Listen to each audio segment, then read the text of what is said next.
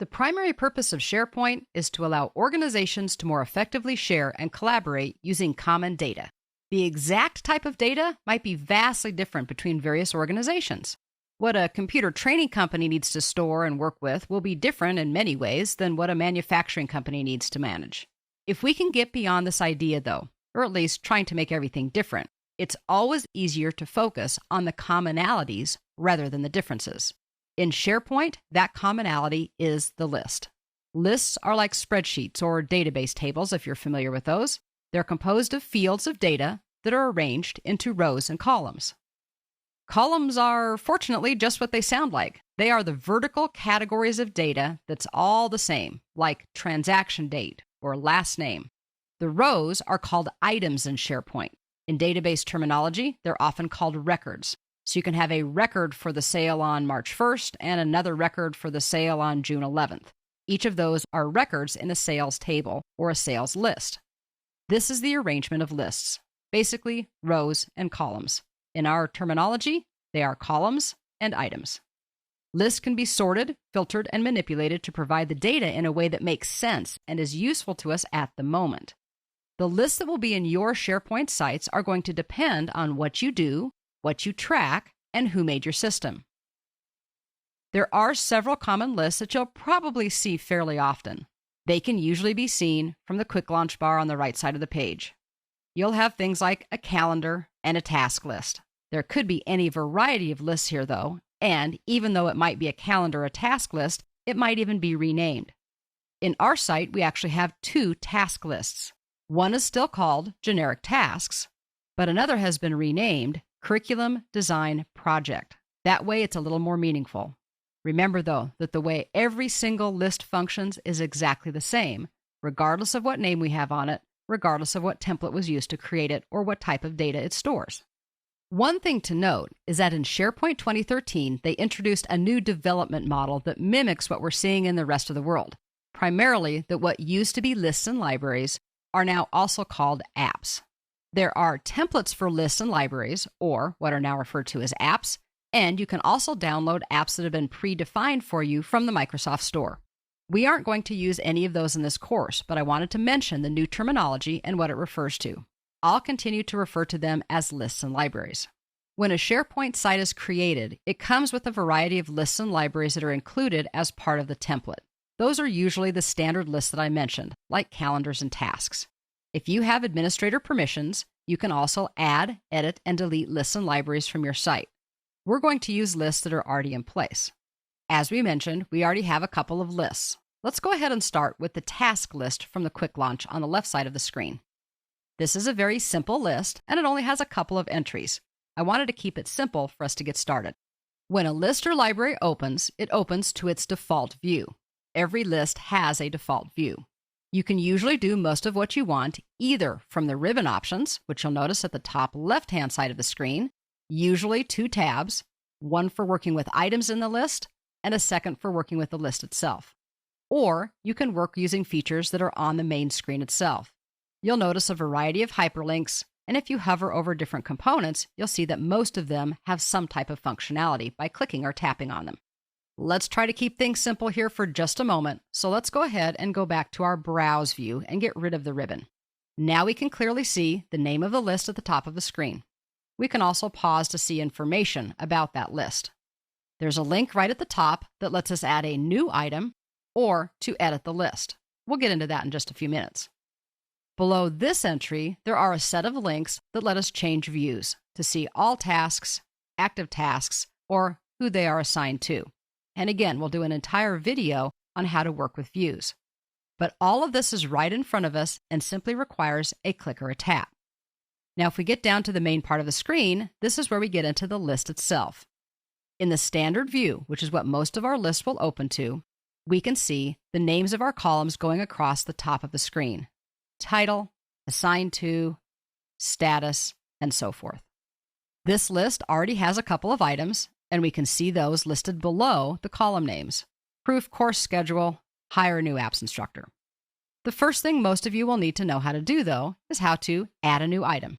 And we're going to do that the simple way by simply using the new task link right at the top of the list. We could also do it from the Items tab in the ribbon. By clicking or tapping New Task, you'll see that the main screen kind of grays or dims. SharePoint thinks for a moment, and it opens something called a form. Everything that you create or edit in SharePoint will be done in some type of form. When you click the link, it opens the new form, and in this case, it's blank because we said new. If we would have said edit, it would have opened the form pre-populated with information from one of our list items. It's important to remember that regardless of the specific type of list or information that you're entering, you'll always enter data into form fields.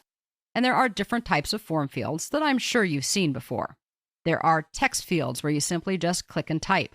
There are date fields where you can type in a date, or you can click to see a little drop-down calendar. There may be checkboxes, and there may be drop-down lists where you can either type things in, or you can select from a predefined list of options. The one field that I want to take just a moment to mention is the one here in this particular form called Assigned To. And you can see that it kind of looks like a text box. We could click and type into it, but it has some text. It says, enter a name or email address. This is a special kind of field. In prior versions of SharePoint, it was called a people picker, and actually it still is, but it looks a little bit different now. In the old days, what you would see over to the right-hand side were two little icons. One was a little face, and the other was a book. That would let you check names if you type them in manually or use the address book to find them. They've kind of modified the functionality a little bit, made it easier to work with on mobile apps and simplified it.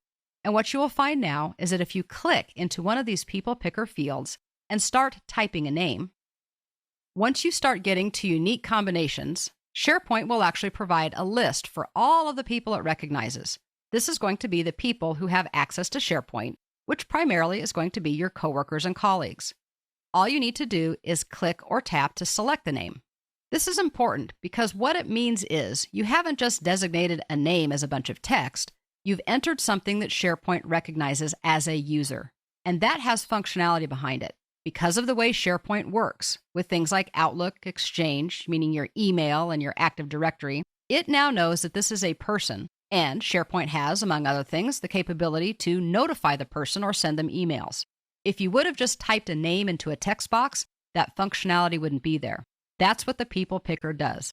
It ties the name that you select to an actual account on the system with which it can do different things, like sending messages. You could go ahead and enter as many names as you wanted, or if you want to delete somebody, you can simply click on the X. I just wanted to point out how the People Picker field is a little bit different than your standard date and drop-down and text fields. Everything else, though, is pretty much like filling out a form has always been online.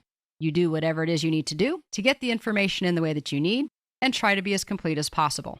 Also notice that required fields do have an asterisk next to them, letting you know that those are required and must be filled in. Everything else, technically, is optional. So let's go ahead and just fill in this task name. Let's say that we need Aaron to do something, and what we need Aaron to do is to review the training schedule. I'm not going to worry too much about putting in start dates and due dates, but of course you can see that it's very easy to do by using the calendar options. You can either type in values or you can select them from the calendar. So we reviewed a little bit about all of these different columns or fields that we're going to fill in and how the different fields work. But did you notice that there's a ribbon at the top of this form? This has some of the common buttons you'd expect. There's a clipboard group so you can cut, copy, and paste data and not necessarily have to retype everything. There may be an option to attach a file if this type of list allows attachments. And one of my favorites, there's also a spell check. Everybody needs to run a spell check because remember, this is information you're putting out for your entire organization or at least your team to see. So why not give it a click and take a couple of seconds to make sure that everything is spelled correctly? Maybe more importantly is eventually you either need to cancel out of this form or you need to save it. And those two buttons are on the top left-hand corner. There's also the option to save and cancel at the bottom of the form. So for longer forms, you can do it either from the top or from the bottom, whichever is more convenient for you. So once you get your form filled out with whatever information that may require, you're going to click or tap Save. That's going to close the form that's been sitting in the front of our screen and make our main screen active again. You should then be able to see the new item that has been added to the list. You will also notice that these items have a variety of different functionality if you pause over them. For example, Every single one of these items will usually have a check mark at the beginning.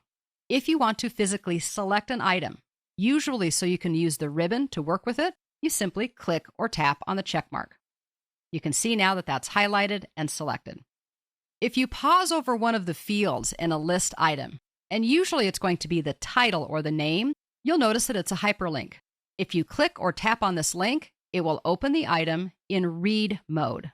This looks almost identical to what we were working with before, at least as far as the columns of information that we see, but notice we can't edit them here. Clicking on the link opens it in read mode, which means you can read the information. And if you wanted to edit it, you could click or tap the edit option from the top left side of the form. If you just wanted to view it, you could view it and then use the close button when you're done. That's one way to view and edit an item, but to me that's almost too many clicks. I actually prefer to move over to the right. This is called the Open menu. Now, it used to look like a little drop-down arrow, and now they've changed it to the 3 dots or the ellipsis. When you click or tap on this Open menu, it gives you choices for working with this particular item.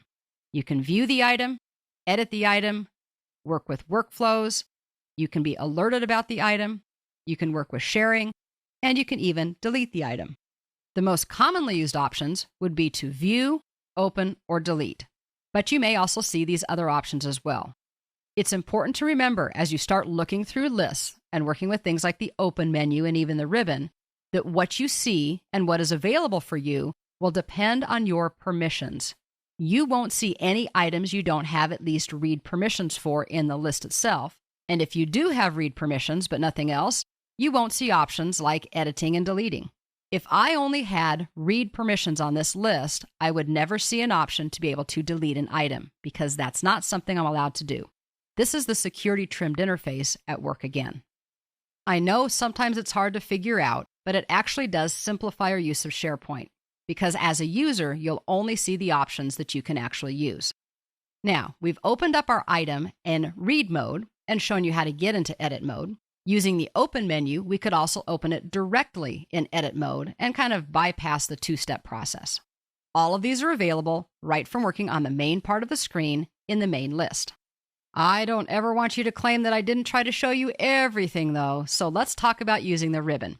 We can do the exact same things from the ribbon that we can using the main screen. In order to use the ribbon, you do need to select first, so make sure that little check mark is highlighted. Then you can go up, in this case, to the Items tab. By displaying the ribbon, we see basically all of the same options that we had from within the screen itself. We can create a new item, we can view the item, we can edit an item. If we have permissions, we can also do things like deleting the item. We can attach a file, we can create an alert, and we can work with various other pieces of functionality that we'll be talking about as we work through this series. I'll say it here and probably a couple more times, but it does not matter at all to me whether you use the ribbon or you use the main screen. They all do the same thing. It's just personal preference. But assuming that you have the proper permissions, these are the ways that you can add, edit, and work with list items. What you now know is that although the data they store may be very different, all lists are the same. They're made up of fields or columns and views. All items are created either through links on the page or ribbon options. All list items are created and edited on forms. Forms allow you to use the clipboard and run a spell check. Required columns on forms are going to be denoted by a blue asterisk, making them very easy to identify.